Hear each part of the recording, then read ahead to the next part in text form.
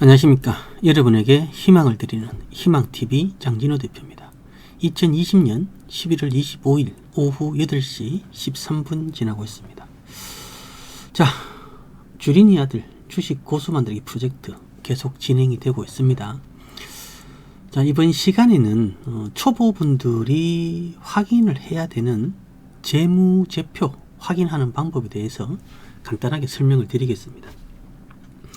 깊이 들어가서 많은 부분들을 확인을 할 수 있으면 좋겠지만 최소한 이 정도 오늘 해드리는 내용들만 파악을 하셔도 매매를 하시는 데는 크게 문제가 없다라고 생각을 하고 있기 때문에 기본적인 부분 잘 체크를 해 주시기 바라겠습니다. 자, IMBC 차트입니다. 자, 이 종목은 제가 앞전에 유튜브를 통해서도 분석을 한번 해드렸을 것이고 무료방에서도 몇 차례 설명을 드렸던 종목이고 실질적으로 이때 11월 3일 날부터 매집을 시작을 해서 많은 물량을 매수하지는 못했어요. 최대한 싸게 매수를 하기 위해서 한 11월 3일, 11월 4일 이렇게 이틀 정도만 매수가 되고 나머지는 이제 매수를 못하고 이제 어제 오늘 슈팅이 나오면서 1차 목표를 달성을 했고 시간 위에서는 상한가까지 가는 이러한 모습을 보여줬습니다. 자, 많은 종목들이 있습니다. 코스피, 코스닥 상장된 많은 기업들이 있는데 그 중에서 수익을 날 수 있는 종목을 선정을 할 수 있다는 거, 이거 하나만으로도 상당히 중요하다라고 볼 수가 있겠죠. 추격 매수를 하지 않고 저가에서 분할 매수를 하면서 인내심을 가지고 기다리게 되면 결국에는 좋은 수익을 낼 수가 있는데 많은 개인 투자자분들은 빠르게 수익을 내기 위해서 기다리지를 못하고 그날 급등하는 종목을 추격 매수를 했다가 좋지 못한 결과로 손절을 하는 이러한 매매를 반복하는 경우가 많습니다. 오늘 강의 내용과는 조금 다른 부분이지만 주식 투자로 수익을 내기 위해서 이제 막 주식에 입문하신 분들은 방금 해드린 이야기도 잘 새겨 들어주시기 바라겠습니다. 자, 그러면 초보분들이 확인을 해야 될 재무제표 한번 알아보도록 하겠습니다. 자, 키움증권을 기준으로 설명을 드릴 것이고요. 기업 분석, 여기 보시면 0919 번호가 있죠. 여기에 0919 입력하게 되면 똑같은 창이 하나 뜹니다. 자, 기업 분석이라는 이 화면에서 가장 많이 보는 화면이 여기 스냅샷 화면, 그 다음에 기업 개요, 재무제표, 재무비율, 투자지표 쭉쭉 있는데 이러한 부분들을 전부 다 보면은 좋아요. 전부 다 보면 좋은데 초보분들한테는 이것을 전부 다 보는 것 자체가 힘들 수가 있기 때문에 우선은 가장 좌측 상단에 있는 스냅샷, 이 화면 하나만 보더라도 충분히 이 좋은 종목을 선택할 수 있는 기준을 마련할 수가 있다라고 보시면 될 것 같아요. 자, 이 스냅샷에는 좌측 상단에 종목명이 나오고요. 코스피에 상장되어 있는지 코스닥에 상장되어 있는지, 그리고 그 기업이 어떠한 산업군에 속해 있는지가 표시가 돼요. 그리고 이 회사는 몇 월 결산인가, 우리나라는 대부분 다 12월 결산이고 3월, 6월, 9월 이러한 결산 기업들이 있긴 하지만 그러한 경우는 그렇게 많지가 않습니다. 그리고 이제 상단에 보시면 홈페이지 주소라든지 그리고 전화번호라든지, 여기 보시면 회사 본사 대표 번호랑 IR 담당자, 흔히들 주식 담당자, 줄여서 주담이라고 하죠. 그런 담당자의 전화번호가 있는데 이 전화번호는 틀리는 경우도 있어요. 그렇기 때문에 홈페이지에서 번호를 확인을 하시는 게 맞고, 그리고 이제 주소, 어디에 본사가 위치해 있는지 이렇게 주소도 간단하게 확인할 수가 있습니다. 자, 우선 이 스냅샷 화면에서 우리가 확인을 해야 될 부분들은 일단은 그 기업이 시가총액이 어느 정도 되는지를 확인을 할 수가 있는 거죠. 시가총액을 확인하는 가장 큰 이유 중에 하나는요, 우량주 중심으로 매매를 하시는 분들은 시가총액이 작은 기업들은 손을 잘 안 대요. 거의 안 된다고 봐야 되겠죠. 그리고 이제 기관이나 외국인들, 특히나 기관 같은 경우는 시가총액이 최소한 2천억 이상은 넘어가 줘야지만 매수를 하기 때문에 시가총액이 2천억 미만인 기업들은 대부분 다 뭐 소형주, 뭐 이렇게 개별주 이런 식으로 이해를 하셔도 큰 문제는 없을 것 같아요. 저 같은 경우는 시가총액이 가급적이면 작은 기업들을 선호를 해요. 이유는 시가총액이 낮은 기업들은 세력들이 붙어서 작업하기가 매우 용이하기 때문에 낮은 시가총액의 기업들을 저는 개인적으로 선호를 한다라고 보시면 될 것 같고요. 그리고 발행 주식수는 시가총액이 아닌 자본금 대비해서 발행 주식수가 결정이 되기 때문에 주당 액면가가 보통은 500원인데 100원인 경우도 있고 1000원인 경우도 있고 2500원, 5000원 뭐 상당히 다양하게 나오는데 보통은 다 액면가는 500원 정도를 한다라고 보시면 될 것 같아요. 그래서 이 발행 주식수, 총 발행 주식수와 유통 가능 주식수로 이렇게 구분을 지을 수가 있는데, 이것을 확인하는 이유는 유통 주식수가 너무 많아 버리게 되면 아무래도 매집을 하는 데 있어서 애로사항이 생길 수가 있겠죠. 물론 뭐 주식수가 아무리 많다고 해도 세력들이 작정을 하고 매집을 하게 되면 매집을 못할 것도 없겠지만, 일단 이 유통 가능 주식수가 일정 부분 이 유동성이 좀 풍부해야지만 아무래도 개인들이 달라붙기가 편하죠. 매집은 세력들이 어떻게 뭐 매집을 해서 끌어올린다 하더라도 결국 탈 때 개인들이 따라와서 붙어줘야지만 세력들이 팔고 나아갈 수가 있겠죠. 근데 유통 물량이 너무 적어버리게 되면 그러한 부분들도 문제가 생길 수 있는데, 뭐 한 번씩 품절주라고 해서 유통 물량이 상당히 적은 주식을 엄청나게 주가를 띄워서 주가가 상승하게 되면 개인은 결국 따라가는 습성이 있기 때문에 결국 뭐 위에서 팔고 도망가는 이런 경우도 있겠지만, 뭐 적당한 유통 물량 최소한 몇백만 주 이상은 되어야지만 무리가 없다라고 볼 수가 있어요. 그래서 이 부분은 뭐 그렇게 중요한 부분들은 아니지만 기업의 사이즈를 확인을 할 때 체크해 두시면 좋은 부분이다 라고 볼 수가 있고요. 자, 여기 보시면 이제 주주 현황, 주요 주주들에 대한 지분 현황이 여기 나오는데요.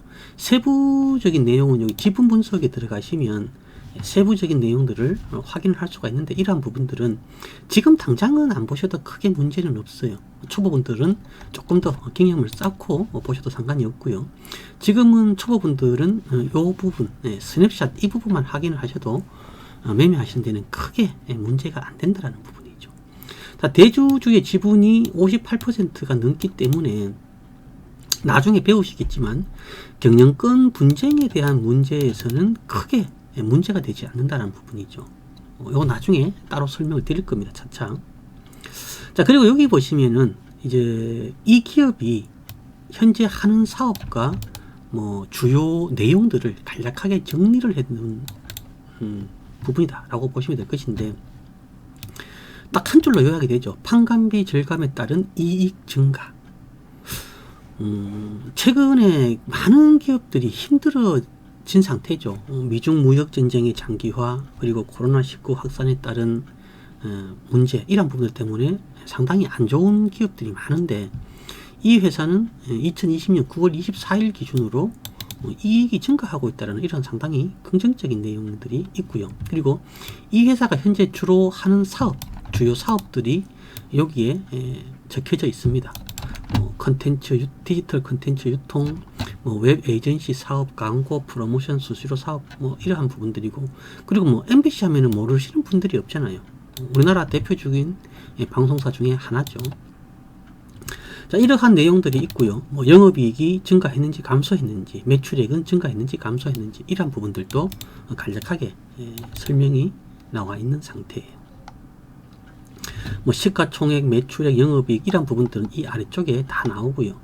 여기 보시면 뭐 PER, PBR, 뭐 대차장고, 뭐 차익 공매도 비중 이런 게 나오고 있는데 이러한 부분들은 나중에 중수, 고수 이상이 되면서 확인을 하셔도 그게 무리는 안 되고요. 지금 당장은 이 재무 상태 중에서 어떤 부분들을 집중적으로 확인을 하는지에 대해서 보시면 좋아요. 자, 우선 회사니까 돈을 벌어야 되겠죠. 매출이 일어나야 돼요. 구멍가게가 됐든 뭐 개인 사업이 됐든 뭐가 됐든지 간에 이 회사가 1년 동안 얼마의 매출을 발생을 하고 그리고 얼마의 이익을 내고 있는지를 봐야 되겠죠. 그래서 매출이 꾸준히 증가하고 영업이익, 당기순이익 이러한 부분들이 증가하는지 감소하는지 아니면 적자로 전환되는지 이러한 부분들을 확인을 해줄 필요가 있다는 거죠. 자, 매출액은 500억대로 유지가 되고 있는 반면 2019년도에는 매출 금액이 줄어들었죠. 하지만 영업이익은 반대로 증가하고 있고요. 당기순이익은 적자에서 흑자로 전환이 되었어요. 즉 회사가 매출은 조금 감소를 했지만 영업이익이나 당기순이익은 증가를 하면서 회사가 어떻게 되고 있어요? 조금씩 성장을 하고 있는 이러한 부분이죠.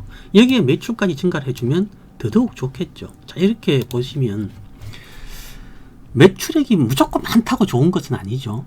매출액 대비 영업이익률과 당기순이익률 이러한 부분들이 높으면 높을수록 효율적인 장사를 하고 있다. 마진이 높다라는 것 자체가 그만큼 이익을 많이 남긴다는 뜻이고요. 마진이 적다라는 것은 그만큼 어떻게 해야 돼요? 박리담회로 많이 팔아야 되겠죠. 많이 팔아야지만 그만큼 이익이 창출되는 것이고, 뭐 이익은 만약에 이제 이문이 많이 남는다라면 많이 팔면 많이 팔수록 더 큰 이문이 남겠지만 그렇지 않더라도 순수하게 남는 이득이 많으면은 그것만큼도 좋은 건 없겠죠. 그래서 일단 매출액이나 영업이익, 당기순이익 같은 경우는 증가할수록 좋다라고 이해를 하시면 돼요. 복잡하게 생각하지 마세요. 매출액, 영업이익, 당기순이익 이러한 부분들은 많으면 높으면 높을수록 일단은 회사 측면에서는 좋다라고 해석하시면 되고, 반대로 매출액이 줄어들고 영업이익이 줄어들고 당기순이익이 줄어들고 또는 적자로 전환되게 되면 회사의 입장에서는 안 좋죠. 왜? 직원들 월급도 줘야 될 것이고 회사 고정 운영비도 있을 것이고 기타 여러 가지 들어가는 돈이 많은데 회사가 점점점 매출이 줄어들고 이익이 줄어들게 되면 결국에는 돌아오는 돈이 줄어들 수밖에 없을 것이고, 만약 적자가 지속되면은 직원들 월급도 본인이 가져가야 될 월급도 줄어들거나 없을 수가 있겠죠. 그렇기 때문에 매출, 영업이익, 당기순이익은 적자보다는 흑자, 그리고 흑자지만 계속 꾸준히 증가하는 이러한 기업이 좋다라고 생각하시면 돼요. 그리고 뭐 자산 총계, 부채 총계, 자본 총계 뭐 이러한 부분들이 있는데요. 일단 뭐 다 보시는 게 좋겠지만 지금 당장은 부채 비율과 유보율 요거 두 가지를 보시면 좋을 것 같아요. 우리나라 상장 기업의 평균 부채 비율은 100%를 기준으로 해서 100% 이상이면 상대적으로 위험성이 높아지고요. 또 100% 미만이면 상대적으로 위험성은 낮아진다. 이렇게 해석을 해볼 수가 있어요. 그렇기 때문에 가급적이면 부채율은 100% 미만인 기업을 선택을 하는 게 좋아요. 뭐 부득이하게 부채율이 100%가 넘는 기업도 공략을 할 수가 있는데, 그렇게 공략을 할 때에는 좀 더 신중하게 그 기업에 대해서 분석을 할 필요가 있고요. 만약 부채율이 200%를 넘어서 300%, 400% 그 이상의 기업이 있다라고 하면 그러한 기업들은 각별한 주의를 요한다고 보시면 됩니다. 그리고 유보율은 한마디로 쉽게 얘기하면 회사에 쌓여있는 현금성 자산이다. 100% 현금이라고 보시면 안 될 것이고요. 현금성 자산이다. 뭐 이렇게 해석을 해볼 수가 있는데, 이 유보율이 높으면 높을수록, 물론 설명이 잘못될 수도 있습니다. 이런 부분들은 뭐 네이버나 이런 데서 검색을 해보시면 조금 더 정확하게 확인하실 수가 있어요. 그래서 이 유보율 같은 경우는요, 높으면 높을수록 좋은데 왜 높으면 높을수록 좋냐면, 이 유보율이 높으면 높을수록 무상증자나 또는 연말에 현금 배당을 해줄 가능성이 높아져요. 자, 똑같은 기업을 다시 같은 돈으로 어떠한 기업에 투자를 했는데 그 회사가 계속 꾸준히 돈을 잘 벌어서 어떤 해에는 뭐 주식을 공짜로 0.5주, 주당 0.5주 또는 주당 1주 또는 주당 2주를 그냥 공짜로 주는 상황이 발생을 할 수도 있고요. 또 어떤 해에는 이 현금 배당을 주당 뭐 50원, 100원, 많게는 1000원, 뭐 1500원, 2000원 이런 식으로 현금 배당을 해줄 수도 있는 부분들이 바로 이 유보율이 어느 정도인가에 따라서 현금 배당을 할 수도 무상증자를 할 수도 있기 때문에 이 유보율도 잘 보시면 좋아요. 그래서 유보율이 높으면, 그래서 한 500% 이상 되면, 뭐 1000% 이상 되면은 그러한 기업들은 상황에 따라서 무상증자 또는 현금 배당 이런 걸 할 가능성이 충분히 있다라고 보시면 좋을 것 같아요. 그리고 이 밑에에 뭐 영업이익률, 이거는 안 봐도 뻔하죠. 영업이익률, 이익률이 높으면 높을수록 좋겠죠. 그리고 여기 뭐 ROA, ROE, 뭐 EPS, BPS 이런 게 다 있는데 이러한 부분들은 사실 실질적으로 매매를 할 때에는 크게 필요는 없어요. 크게 필요는 없지만 기업이 어느 정도 안정성이 있느냐 없느냐를 확인을 하기 위해서는 기본적으로 확인을 해주시면 좋은데, 빨갛게 표시가 된다라는 것은 적자를 의미해요. 주식 시장에서 재무 상태에서는요. 그리고 검게 표시가 되면은 흑자인데, 그렇다면 이 표시가 빨간색이 아니라 검은색 그리고 숫자가 높을수록 어떻게 되겠어요? 기업은 그만큼 안정성이 높아진다. 그냥 간단하게 이렇게만 생각을 하세요. 뭐 세부적으로 들어가서 뭐 ROA는 뭐 단기 순이익 나누기 총자산 곱하기 100 이렇게 계산을 하려고 하지 마시라는 거예요. 굳이 이렇게 일일이 다 하나하나 계산을 해서 하고 싶다라면 말리지는 않겠지만 굳이 그렇게 할 필요가 없다라는 거예요. EPS 같은 경우는 주식 한 주가 얼마를 벌었느냐를 나타내는 부분들인데, 주식 한 주가, 그 회사의 주식 한 주가 1년 동안 얼마를 버느냐, 이게 상당히 중요하잖아요. 작년 같은 경우는 IMBC가 93원을 벌었어요. 자, 삼성전자의 경우는 EPS가 어떻게 되어 있어요? 작년에 주식 한 주로 3166원을 벌었고요. 올해는 4070원을 벌 예정이에요. 자, 이런 식으로 이러한 부분들을 일일이 다 알면 좋겠지만, 일단 재무 상태를 볼 때 빨간색이 많으면 많을수록 그 회사는 위험성이 높고 회사 자체가 안 좋을 가능성이 높아요. 그러니까 가급적이면 빨간색이 없고 까만색으로 도배가 되고, 그리고 해마다 그 숫자가 증가하면 그 회사는 괜찮은 회사, 안전한 회사, 이렇게 쉽게 생각을 하시자는 거죠. 자, 여기 뭐 PER, PBR 뭐 이런 것들이 있는데 이 부분도 나중에는 중요하게 생각을 하고 잘 체크를 해야 되겠지만, 지금 당장에는 그렇게 중요하게 안 보셔도 돼요. 대신에 PER, P라고 읽는데요. 이 PER은 상대적이에요. 동종업종 대비 비교를 하든 해야 조금 더 정확한 수치가 나올 것이고요. 타 업종하고 비교하는 것은 맞지가 않아요. 여기 보시면 지금 현재 IMBC는 평균적으로 PER이 30.64고요.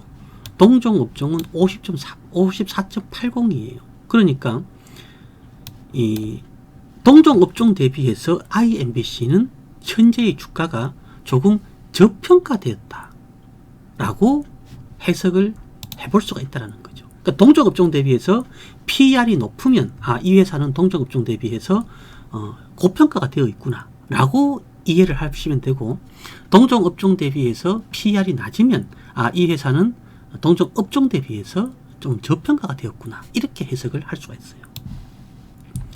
자, PBR은 1 미만이면 통상적으로 저평가가 되어 있다 라고 해석을 하고요. 1 이상이면 고평가라고 얘기하긴 그렇지만 일단 PER은 1 미만인 것이 좋다. 이렇게 이해를 하고 일단 초보분들은 넘어가시는 게 좋을 것 같아요. 제가 VIP 분들한테도 이 이상 깊이 있게 설명은 안 드려요. 왜? 우리는 주식 투자를 통해서 수익을 내는 것을 목적으로 하는 것이지, 이것들을 분석을 해서 하나하나 숫자를 계산을 해서 뭐 그걸로 뭔가를 하려고 하는 사람들이 아니기 때문에 너무 깊게 들어갈 필요는 없어요. 그래서 일단은 매출액, 영업이익, 당기순이익 이러한 것은 높을수록 증가할수록 좋고, 빨간색보다는 검은색이 많아야지만 좋다는 거죠. 빨간색은 적자를 의미하는 거예요. 당연히 부채, 빚은 작을수록 좋겠죠. 물론 뭐 빚을 효율적으로 활용을 할 수도 있어요. 왜냐하면 뭐 어떠한 신사업을 확장을 한다든지 또는 뭐 어떠한 뭐 연구개발에 자금을 투입한다든지 이랬을 때 빚을 적정히 활용을 해서 운영을 하는 것도 하나의 방법이 될 수 있겠지만, 가급적이면 빚은 작을수록 유리하죠. 왜? 그만큼 금융이자, 즉 은행이자가 그만큼 덜 나갈 수밖에 없는 거죠. 덜 나가게 되기 때문에 부채율은 가급적이면 낮을수록 좋다는 거죠. 그리고 유보율은 장사를 잘하면, 많이 팔고 이문을 많이 남기면 결국 금고에 쌓이는 돈이 많아질 수밖에 없어요. 그럼 이게 적은 게 좋겠어요? 많은 게 좋겠어요? 당연히 많은 게 좋겠죠. 그러니 부채율은 낮고 유보율은 높을수록 좋아요. 뭐 영업이익률은 당연히 높을수록 좋겠죠. 그 외에 나머지 부분들, 뭐 수익, 매출, 영업이익, 뭐 주당 순이익, 뭐 이런 거에 해당되는 부분들은 빨간색이 아닌, 즉 적자가 아닌 검은색, 그리고 수치가 높을수록 좋다, 이렇게 이해를 하시면 되고요. 그 다음에 PER, PBR은 가급적이면 낮을수록 좋다, 이렇게만 이해를 하시면 될 것 같아요. 지금 당장은. 그리고 세부적인 내용들은 뭐 조금 더 중수, 고수로 넘어가시면서 내용들을 보시면 좋을 것 같고요. 자, 일단 기업 개요로 넘어가게 되면 아까 이제 이 위에서 봤던 뭐 홈페이지나 전화번호나 위치나 이런 부분들이 여기에 세부적으로 나와 있죠. 그래서 회사의 뭐 대표번호라든지 IR 담당자라든지, 그리고 회사의 그룹이 있으면 계열명이라든지, 그 다음에 뭐 과거에 사명이 바뀌었다라면 최종 현재의 사명 이전에 기업명이 여기에도 나타날 수 있고요. 그리고 뭐 회사의 연력이라든지 뭐 매출 비중 추이, 뭐 각종 기타 여러 가지 내용들이 여기에 간단하게 확인을 할 수가 있는 부분들이에요. 여기 보시면 자본금 변동 내역도 간단하게 이렇게 나오는데, 이러한 자본금 변동 내역들은 여기 보시면 금감원 공시, 여기 들어가시면 반기보고서, 분기보고서 이렇게 나오는데, 이런 부분들을 클릭하셔가지고 확인을 하실 수가 있어요. 그래서 자본금 변동사항에 들어가시면 이 회사의 자본금이 최종적으로 변동한 부분이 있는지 없는지를 확인할 수가 있죠. 여기 보시면 9월 30일 기준, 2020년 9월 30일 기준 자본금 변동이 없어요. 그렇기 때문에 큰 무리가 없고요. 아까 배당 이야기도 했는데, 여기 보시면 이 회사가 배당을 하는지 안 하는지를 확인을 할 수가 있는데, 여기 보시면 최근 3년 동안 현금 배당은 없어요. 주식 배당도 지금 최근 3년 동안 없죠. 만약에 이제 연말에 뭐 현금 배당이나 뭐 주식 배당 이런 것을 원한다라면 최근 3년 동안 꾸준히 이 배당을 한 기업들 중에서 선택을 하는 것도 하나의 배당을 받으려면 하나의 방법이 될 수 있겠죠. 자, 이런 식으로 간략하게 체크를 해보시면 돼요. 그 다음에 이제 뭐 재무 비율 뭐 이러한 부분에 들어가시게 되면은 뭐 다른 것도 많이 좀 보셔야 되겠지만 여기 이자 보상 배율.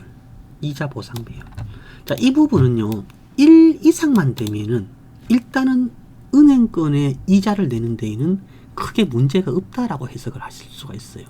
그런데 그 이자 보상 배율이 높으면 높을수록 그 회사는 돈을 벌어서 회사 이자를 내는 데에는 전혀 문제가 없다라고 보시면 될 것이고, 만약에 이제 이 이자 보상 배율에 점점 줄어든다든지 또는 이 위에서처럼 NA 이런 식으로 표시가 되면은 그 회사는 적자일 가능성이 높다라고 보시면 돼요. 실질적으로 적자 기업 중에서는요, 당장 적자 기업을 찾아보기가 조금 애매하네.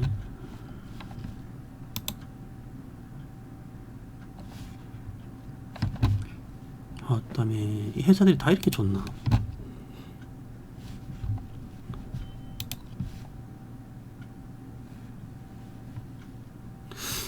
자, 여기 보시면 이제 이화전기라는 회사가 있는데, 이화전기 보면은 흑자 났다가 적자 났다가 흑자 났다가 적자 났다 이렇게 지금 이제 변동성이 막 있죠. 재무 비율 들어가시게 되면 흑자일 때는 이자 보상 비율이 수치가 나오죠. 적자일 때는 또 줄어들었다가 이러한 흐름들이 반복되고요. 자, KPM 테크 같은 경우 한번 볼게요.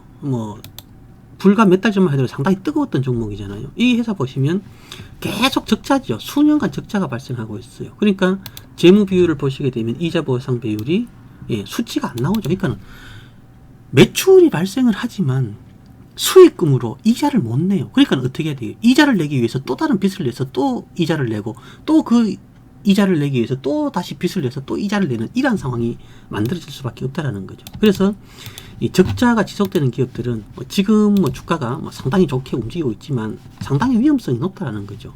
그나마 지금 다행인 부분 중에 하나라고 보시게 되면 분기보고서가 나왔죠. 기재정정이 나오긴 했지만, 자, 이렇게 적자가 지속되는 기업들은요, 이 재무제표에서 계속 적자가 나오게 되면요, 이익잉여금도 지금 보시면 적자고, 영업이익도 지금 적자죠.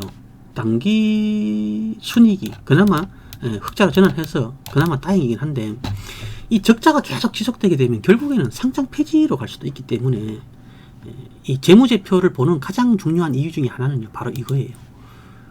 오랜 시간 동안 계속 적자가 진행되는 기업이 있으면 그 기업이 여차하면 상장 폐지가 될 수도 있어요. 그래서 상장 폐지를 피하기 위해서 재무제표를 확인한다라고 생각하셔도 돼요. 가장 큰 목적은 그거예요. 특히나 지금처럼 분기보고서, 감사보고서를 제출하는 시즌이에요. 자, 이 시즌에서 아직까지 감사보고서를 내지 않는다. 그럼 둘 중 하나예요. 코로나 때문에 이 제대로 감사가 안 되는 경우가 있고, 뭔가 내부적으로 문제가 발생해서 감사보고서 제출이 지연되는 상황이 만들어질 수도 있다는 거죠. 특히나 올해 같은 경우는 코로나로 인해서 많은 기업들이 적자가 진행이 되고 있기 때문에 아마 이번 분기 또는 다음 분기, 그러니까 3분기, 4분기, 그리고 내년 1분기 한 9개월이죠. 이 9개월 사이에 많은 기업들이 상장 폐지가 될 수가 있어요. 그렇기 때문에 우리가 어떠한 종목을 최종적으로 공략하기 전에 재무 상태를 기본적인 부분만이라도 체크를 하고 공략을 하시면 그만큼 안전하게 매매를 할 수 있다는 거죠. 가급적이면 적자가 없는 기업을 선택을 하시는 게 좋고, 만약에 적자가 있다라고 하면 그 적자가 기업의 상장 폐지에 영향을 주지 않는 선에서 공략을 해야 된다라고 이렇게 생각하시면 돼요. 자, 이번 영상은 여기에서 마무리하도록 하겠습니다. 감사합니다.